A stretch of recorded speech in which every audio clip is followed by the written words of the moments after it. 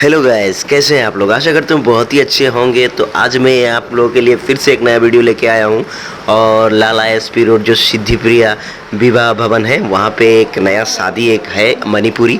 तो मैं आप लोगों के साथ शेयर करना चाहता हूँ ये शादी। और यहाँ पे पहली बार एक मणिपुरी शादी होने जा रही है, तो आप मेरे साथ बने रहें और ये मणिपुरी शादी कैसे होती है मैं पूरा वीडियो आपको दिखाऊँगा।